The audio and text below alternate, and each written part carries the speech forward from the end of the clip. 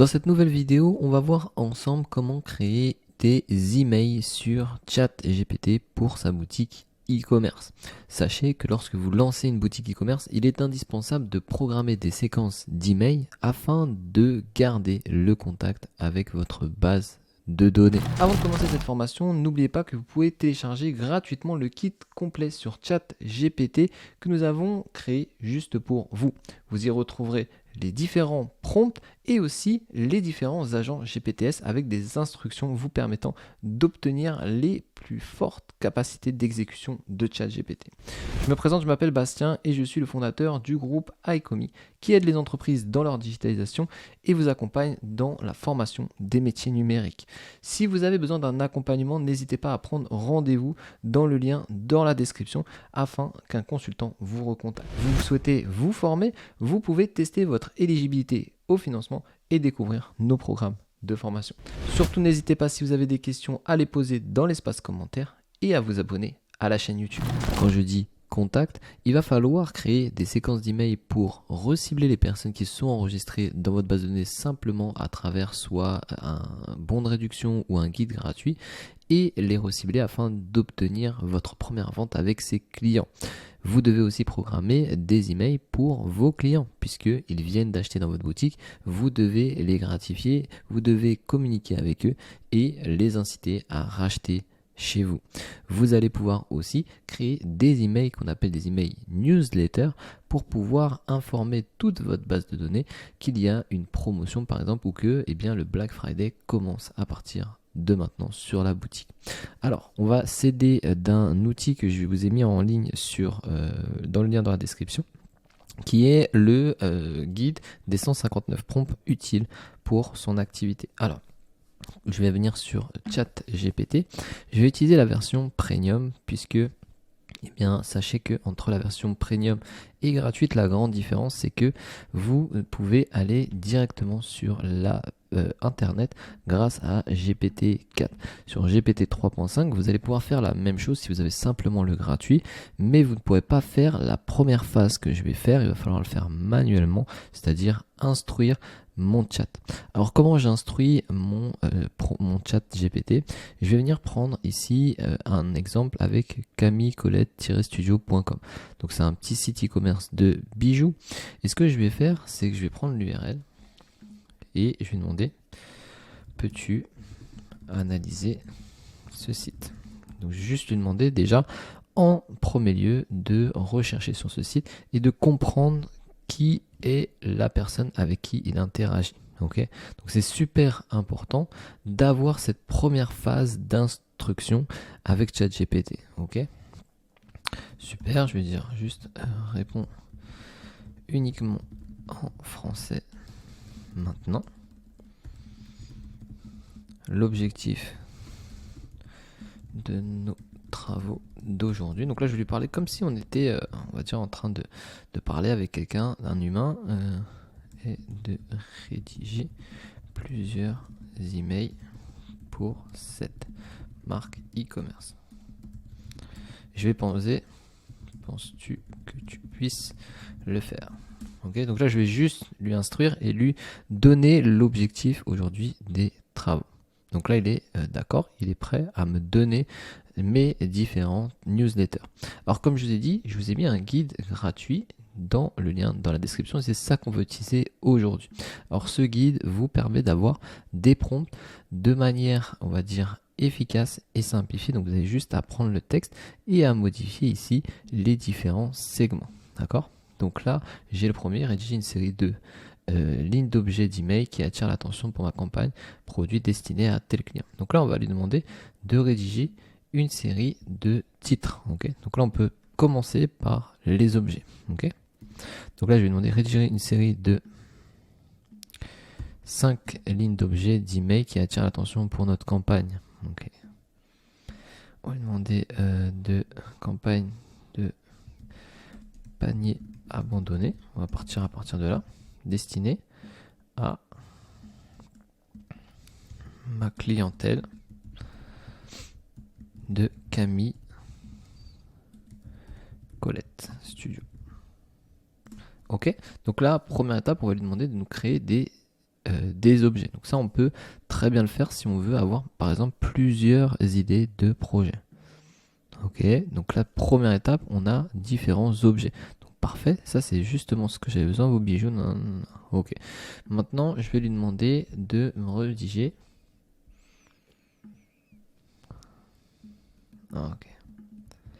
Je vais lui demander de me donner des idées d'email qui engagera mon client avec une perspective unique et convaincante sur et persuadera d'aller à l'action. Donc là, je vais lui demander de me créer un email. Donc j'ai besoin qu'il engage mon client.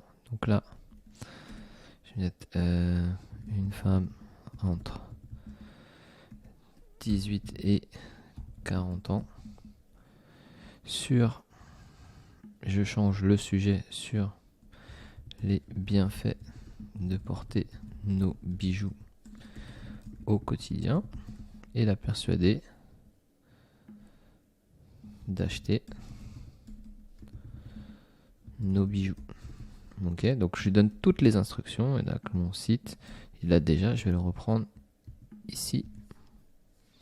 Hop, donc là je lui donne une indication, donc j'ai besoin d'une idée d'email pour convaincre mes objets. Ok, donc là il est en train de me créer mon email. Plutôt intéressant. Donc il me segmente l'email avec juste une petite introduction et après il me donne les points clés. Qu'est-ce qui permettrait aux personnes de se sentir mieux. Confiance renforcée, versatilité, qualité durable, expression de soi et ensuite l'appel à l'action. Donc on a quand même quelque chose de très qualitatif pour notre premier prompt. Donc vous avez vu, c'est très simple la mécanique. Vous avez juste à prendre les différents prompts qui sont déjà préconçus pour vous et vous les intégrez dans ChatGPT 4. Ok, donc on va aller maintenant, vous verrez que les prompts sont plus ou moins similaires en fonction de vos besoins. Il va juste avoir par exemple qui représentera les avantages et la valeur de mon client. Donc là on avait une perspective unique et convaincante. Là c'est plutôt les avantages et la valeur. Ok, et ensuite on va essayer d'aller un tout petit peu plus loin. Voilà, on va aller sur les derniers, on va aller ici. On va développer maintenant notre première séquence pour nos paniers abandonnés. Donc vous avez vu, là on était plutôt sur, on va dire des emails pour envoyer directement au client. On a même un prompt pour envoyer des emails à froid si on fait de la prospection par exemple B2B. Et là ce qu'on veut c'est maintenant c'est créer une séquence pour recibler nos paniers abandonnés. Donc là je vais reprendre mon prompt et je vais venir l'intégrer sur ChatGPT. Donc là, je vais demander développez-moi une séquence. Donc on va faire pour l'exemple 3 emails. Ok. Pour notre. Alors je vais prendre une collection à côté. Je vais prendre nos collections. Je vais peut-être prendre lui.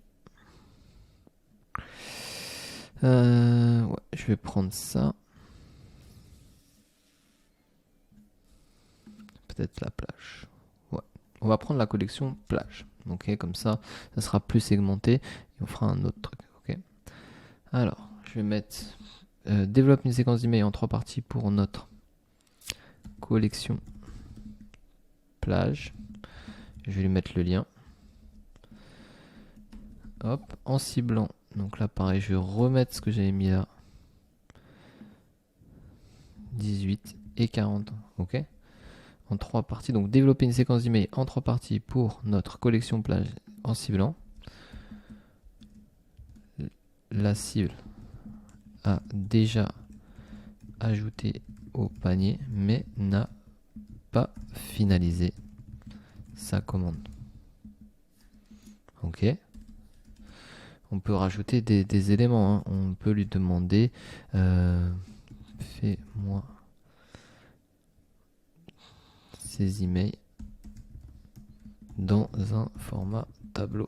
Ok, on peut lui demander de nous créer un format tableau comme ça, on sera peut-être un peu plus clair. Ok, donc là on va avoir le premier email de ajout au panier, email 2, email 3. Ok, donc la première email, troisième et l'objet. Donc là on crée notre séquence d'email pour recibler ces personnes qui ont ajouté au panier et leur proposer peut-être potentiellement un code promo, déjà essayer de rajouter un petit peu de contexte dans la marque, lui montrer qui nous sommes, qu'est-ce que ça pourrait leur apporter. Et ensuite, on pourra très bien leur ajouter un code promo. Par exemple, maintenant, je vais lui demander, créez-moi l'email 4 et 5 en ajoutant un code promo et un délai de 24 heures pour l'utiliser. Dans l'email 5, précise qu'ils n'ont plus que 10 minutes pour utiliser le code promo. Ok, donc là je lui demande de continuer à créer ce message. Si vous souhaitez avoir le guide des prompts totalement gratuitement, vous avez la possibilité de le télécharger dans le lien dans la description. C'est 159 prompts que vous pouvez utiliser au quotidien. Et si vous souhaitez aller plus loin, eh bien vous avez le programme de formation pour vous lancer et vous aider à prendre ChatGPT en main, comme je le fais dans les vidéos tutoriels de manière avancée. Donc pour cette vidéo, on a utilisé ChatGPT 4 puisque on voulait avoir accès à Internet. Comme je vous ai dit, il est possible de faire la même chose avec GPT 3.5, donc la version gratuite. Maintenant, on a vu qu'il y avait quand même potentiellement des limites à ça. Maintenant, ce que je vous propose, c'est de faire un petit tour sur les GPTs et voir la différence. Si je vais sur email, on va avoir plein de GPTs qui vont nous permettre de créer des mails. Alors j'aurais pu mettre juste mail, j'aurais potentiellement eu quelque chose de plus. Voilà. Donc là j'ai différents emails de préconfigurés pour pouvoir faire mes séquences. J'en ai plusieurs. Est-ce qu'il va me trouver e-commerce? Voilà, ici, email marketing maestro. Alors pareil, dans les GPTs, plus j'avance dans l'apprentissage de ces outils, plus je trouve qu'il faut aller vraiment sur des GPTs spécifiquement travaillés pour un seul produit. Ok, par exemple, on avait vu email, c'est assez généraliste au final, ça apporte peu de valeur, je trouve. Donc là, on va essayer d'aller vers quelque chose de très précis. On va faire la même chose, on va reprendre nos prompts. Alors sachez qu'on peut retrouver ici nos différents prompts. On va lui demander ça déjà, donc on va lui demander peux-tu analyser ici ce site, et ensuite on va lui demander directement la séquence. Okay, donc là je vais prendre ça, hop, je vais retirer le format tableau et je vais demander de me créer la même chose ici d'un bloc. Okay, donc on va lui tout demander d'un bloc ici. Je préfère faire partie par partie et lui demander on va dire step by step. Mais ici on va essayer de faire tout d'un coup. Comme ça va nous permettre de voir est-ce que c'est vraiment intéressant d'aller vers ces GPT. Alors juste un truc, je vais l'arrêter. Ouais, vous voyez déjà il n'a pas compris. Directement il m'a fait l'email 3 et 4. Donc c'est pour ça que c'est mieux de faire un par un. Donc je vais mettre en français et enregistrer. Oh, ok. Donc on va attendre qu'il recherche. Et maintenant il va nous créer normalement les 3 premiers emails. Et après on fera un prompt de relance qui nous permettra d'avoir les emails de code de promotion. Ok. Parfait. Donc là il a analysé le site et il me fait un premier email, rappel d'où et incitatif. Votre trésor de plage. Ok. Alors ça va être intéressant puisqu'on va pouvoir faire la différence entre les deux, je pense. On a ici votre sélection plage vous attend. Et là on a quelque chose qui votre trésor de plage attend. Alors vous voyez, c'est un petit peu plus poussé quand même. Il y a de la, on va dire qu'il y a un petit peu d'émotionnel là-dessus. Ok, nous avons remarqué que vous avez laissé des pièces uniques dans votre collection.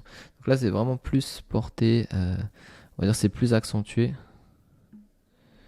Pièce unique, là il y avait écrit pièce magnifique, ça se ressemble. Vous voyez, c'est pas si loin, mais il y a une petite touche quand même ici qu'il n'y a pas sur GPT-4. Vous voyez, dans l'email 2, directement il me met un code promo alors que là il me l'avait pas fait. Ok, sur le deuxième mail, on voit vraiment la différence par contre parce qu'il m'a directement détecté qu'il était indispensable de mettre un code promo directement dans l'email 2. Et donc l'email 3, FOMO. Et vous même le contexte, valeur ajoutée, urgence. Il semble que les bijoux de notre collection vous aient plu. C'est la dernière chance, faites-le. Ah ok, c'est vraiment plus intéressant, c'est plus travaillé dans le sens, on va dire il y a toute une pensée derrière cette séquence. Il y a le rappel, il y a la valeur ajoutée, et puis après il y a le FOMO. Alors, le FOMO est pas trop développé, j'aurais plus développé l'email 3. Là, on n'a pas trop peur de manquer une opportunité. Vous pouvez lui dire hein, que vous n'êtes pas content, ça peut marcher. Il va peut-être vous faire quelque chose de plus sympa. Faut moi accentuer. Ok. Ça va être mieux, je pense, puisque le problème, ouais, ça c'était un petit peu court. Alors peut-être qu'il va falloir faire un par un. Encore une fois, je vous ai dit, plus vous allez, on va dire, aller étape par étape, plus les performances de résultats seront meilleures. De tout ce que j'ai pu faire, c'est surtout à partir de petits prompts qu'on arrive après à avoir quelque chose de très puissant. Ok. Et donc là, après, je vais lui rappeler de me faire mon email 4 et 5. Ok, donc là on a bien, on va dire, quelque chose de plus poussé avec un petit texte d'alerte qui attire l'attention. On crée le désir dans le contenu et puis il nous met un code promo ici. C'est vrai qu'il y a une vraie différence entre les deux types d'emails. Ok, donc là on peut revenir ici. Profiter de notre offre spéciale. Je regarde ce que ça donne. Il y a quand même une sacrée différence entre les deux types d'emails qui nous a sortis. Donc c'est intéressant de mettre, on va dire, en concurrence GPT-4 et les GPTS, puisqu'on voit que si on arrive à trouver un GPTS vraiment spécifique pour notre besoin, on va avoir directement quelque chose de très pro. Ok, je dis pas que la version GPT-4 c'était pas pro, c'est déjà très bien, mais je pense que là on passe un seuil et on arrive à avoir quelque chose qui je pense, presque remplace un copywriter à 100%. Ok, il y a 4-5 ans, j'ai engagé des personnes pour faire des emails de ce type. Maintenant, on peut le voir, c'est plus nécessaire, on va dire. Il y a toujours besoin d'une relecture, il y a toujours besoin de travailler là-dessus. Donc potentiellement trouver un copywriter qui sait travailler sur ChatGPT et qui vous crée des séquences d'emails de ce type.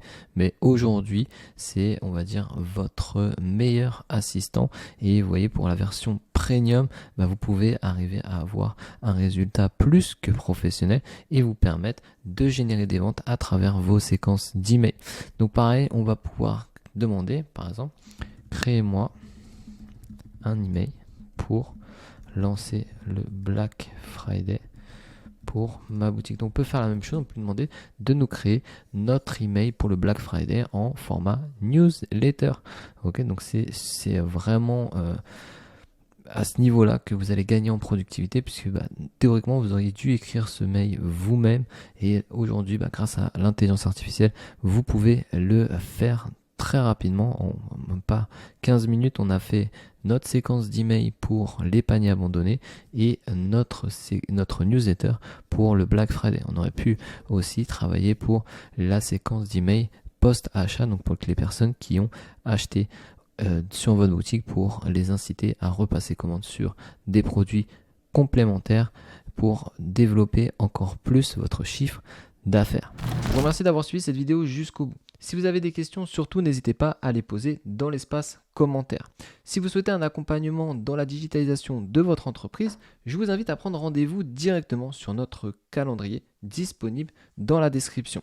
Vous souhaitez vous former dans les métiers du numérique, vous pouvez tester dès aujourd'hui votre éligibilité au financement et vous inscrire à l'un de nos programmes de formation.